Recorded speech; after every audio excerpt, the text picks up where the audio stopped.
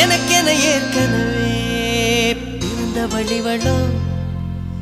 இதயத்தை கயிறு கட்டி இழுத்த வழிவளோ ஒளி சிந்தும் இரு கண்கள் உயிர் வாங்கும் சிறு இதழ்கள் என்னுள்ளே ஏதேதோ